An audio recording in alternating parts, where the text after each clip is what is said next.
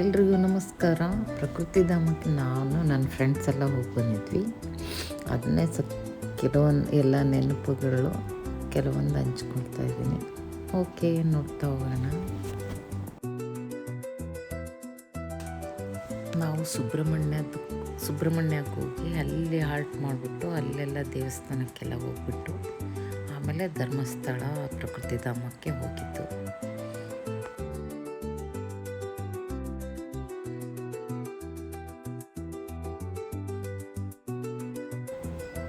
ಇಲ್ಲಿ ಸಂಜೆ ವಾಕ್ ಎಲ್ಲ ಮಾಡ್ತಾಯಿದ್ವಿ ನಾವು. ಅಲ್ಲಿ ಒಳ್ಳೆ ಗಾಳಿ ಎಲ್ಲ ಚೆನ್ನಾಗಿರ್ತಿತ್ತು. ಅಲ್ಲೇ ಫೋಟೋ ತೆಗೆಸ್ಕೊಂಡಿದ್ದು ನಾನು, ನನ್ನ ಫ್ರೆಂಡ್ ಮಮತಾ ಅಂತೇಳಿ, ರಾಧಾ ಮಮತಾ ಅಂತೇಳಿ. ಒಳ್ಳೆ ಚೆನ್ನಾಗಿತ್ತು.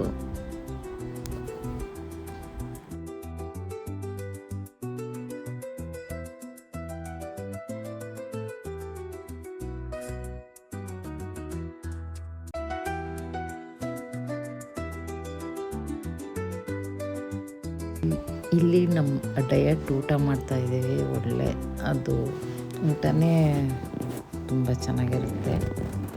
ಎಲ್ಲ ಸಾತ್ವಿಕ ಆಹಾರ. ಇಲ್ಲಿ 10 days ಇದ್ವಿ ನಾವು. ಅದು ಹೆಂಗೆ ಹೋಯ್ತು ಅನ್ನೋದೇ ಗೊತ್ತಾಗಿಲ್ಲ, ಅಷ್ಟು ಚೆನ್ನಾಗಿರ್ತಿತ್ತು. ಪ್ರಕೃತಿ ಮಧ್ಯೆ ಚೆನ್ನಾಗಿದೆ ಇಲ್ಲಿ.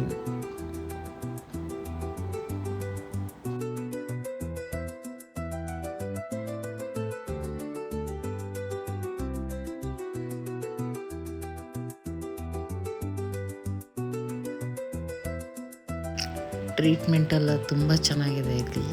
ಮಡ್ ಬಾತ್ ಅಂತೆ ಮತ್ತು ವಾಟರ್ ಥೆರಪಿ ಎಲ್ಲ ತುಂಬ ಚೆನ್ನಾಗಿ, ಎಲ್ಲ ಬಿಡುವೇ ಇರಲ್ಲ. ಬೆಳಗ್ಗೆ ಎದ್ದ ತಕ್ಷಣವೇ ಇಂದ ಶುರುವಾಗಿದ್ದು ಸಂಜೆವರೆಗೂ ಇದ್ದೇ ಇರುತ್ತೆ. ಪ್ರಾಣಾಯಾಮ ಮತ್ತು ಸಂಜೆ ತ್ರಾಟಕ ಅದು ಮಾಡಿಸ್ತಾರೆ, ಕಣ್ಣಿನ ಎಕ್ಸಸೈಜು. ಆಮೇಲೆ ಬೆಳಗ್ಗೆ ಯೋಗ ಇರುತ್ತೆ, ಸಂಜೆ ಒಂದು ಟೈಮ್ ಯೋಗ ಇರುತ್ತೆ. ಅದು ದಿನ ಒಂದು ಹೆಂಗೆ ಹೋಗುತ್ತೆ ಅನ್ನೋದೇ ಗೊತ್ತಾಗಲ್ಲ, ಅಷ್ಟು ಚೆನ್ನಾಗಿರ್ತಿತ್ತು. ನಾವೆಲ್ಲ ಫ್ರೆಂಡ್ಸ್ ಜೊತೆಗೆ ಹೋಗಿದ್ವಲ್ಲ, ಸಖತ್ ಮಜಾ ಇತ್ತು. ಎಲ್ಲ ಚೆನ್ನಾಗಿ ಎಲ್ಲ ಎಕ್ಸಸೈಸ್ ಎಲ್ಲ ಮಾಡಿಬಿಟ್ಟು ಏನಿಲ್ಲ ಅಂದರೆ ಒಂದು 5-6 kg ವೆಯ್ಟ್ ಲಾಸ್ ಆಗಿ ಬಂದಿದ್ವಿ. ಮತ್ತು ಮನೆಗೆ ಬಂದಮೇಲೆ ಒಂದು 2 kg ವೆಯ್ಟ್ ಲಾಸ್ ಆಗಿತ್ತು. ಊಟ ಚೆನ್ನಾಗಿತ್ತು, ಚೆನ್ನಾಗಿರುತ್ತೆ. ಮತ್ತೆ ಹೋಗಿಲ್ಲ ನಾವು, ಇತ್ತೀಚೆಗೆ ಹೋಗಿಲ್ಲ.